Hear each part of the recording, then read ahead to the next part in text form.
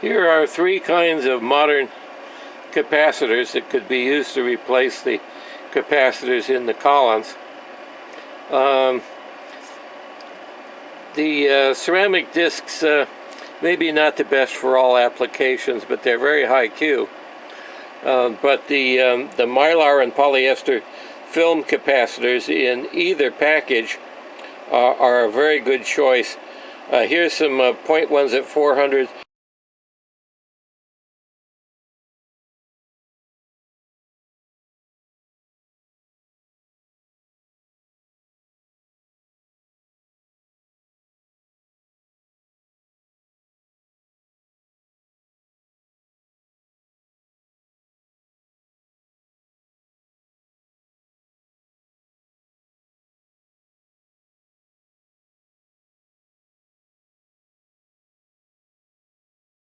Now it turns out that the screws that held in those bathtub caps also held in these ground posts that support this phenolic strip. So the whole thing is loose as a goose in here now.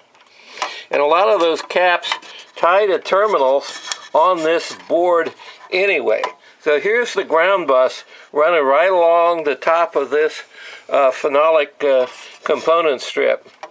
And here down at the bottom of the phenolic strip are a lot of connections for those capacitors anyway, and the other couple of wires that are loose can be tied to those terminals.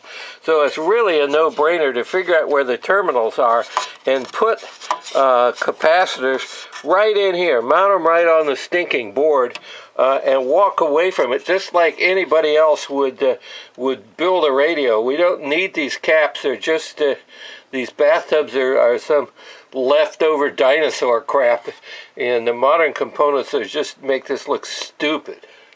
Here's what a modern bypass cap looks like. Look how small it is.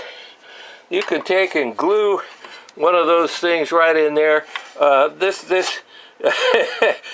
So there's supposed to be three caps in there. Look how small this is. This is a no-brainer. Whether you put terminal strips in here and mount them on there, or glue them right to the chassis, it doesn't matter. Don't need these big old kludges in here anymore. And the same in here. You can take a lead with wires, or you can take one of these sealed epoxy capacitors and put it right in here and walk away from it. The notion that this thing is some kind of Duesenberg that can't be repaired with modern small components and put back into service is absolutely nuts. This is a 48 Ford pickup, and you know, you just need to make it work.